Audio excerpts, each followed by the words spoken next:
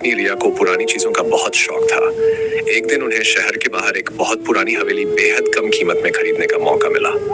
लोग कहते थे कि वह हवेली श्रापित थी, लेकिन दीपक इन सब बातों पर यकीन नहीं करता था। अजीब घटनाएं शुरुआती दिनों में सब ठीक था, लेकिन कुछ ही दिनों बाद अजीब घटनाएं होने लगी।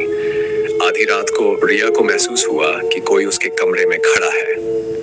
जब उसने आंखें खोली तो कमरे में कोई नहीं था, लेकिन आईने में एक परछाई हिल रही थी। दीपक ने इसे सिर्फ वहम समझकर नजरअंदाज कर दिया, लेकिन फिर हवेली में कुछ और भी खौफनाक होने लगा। रात में दरवाजे अपने आप खुलने और बंद होने लगे, फर्श और हकीले पैरों के निशान दिखने लगे, और बगल के कमरे से किसी के धीमे धीमे गुनगुनाने की आवाजें आने लगी। यानी हवेली के पुराने मालिकों के बारे में पता लगाया। उसे मालूम हुआ कि यहाँ कभी एक जमींदार अपनी पत्नी के साथ रहता था, लेकिन उसकी पत्नी की रहस्यमय परिस्थितियों में मौत हो गई थी। बाद हवेली में रहने वाला कोई भी शख्स ज्यादा दिन जिंदा नहीं बचा। रात दीपक को हवेली की दीवार पर खून से लिखा एक नाम दिखा। सुंदरा या को किसी औरत की चीख सुनाई दी।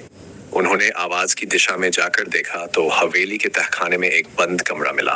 दरवाजा खोला तो वहां एक पुराना झूला पड़ा था जो अपने आप हिल रहा था। एक ठंडी हवा चली और अचानक एक साया उनके सामने प्रकट हुआ। रिया और दीपक दोनों पत्थर की तरह जमे खड़े थे। साये ने कांपती आवाज में कहा, साफ चाहिए, मेरे हत्यारे को सजा दो। को एहसास हुआ कि यह आत्मा हवेली की पुरानी मालकिन वसुंधरा की थी, जिसे उसके पति ने ही मार दिया था। दीपक और रिया ने गांव के बुजुर्गों से मदद मांगी और आखिरकार वसुंधरा की आत्मा को शांति दिलाई। लेकिन क्या सच में अंत हो गया? अब दीपक और रिया हवेली छोड़ने लगे तो रिया ने पलट कर देखा।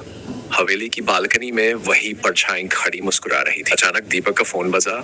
स्क्रीन पर सिर्फ एक शब्द चमक रहा था, वापस आओ। या फिर एक नई शुरुआत। कैसी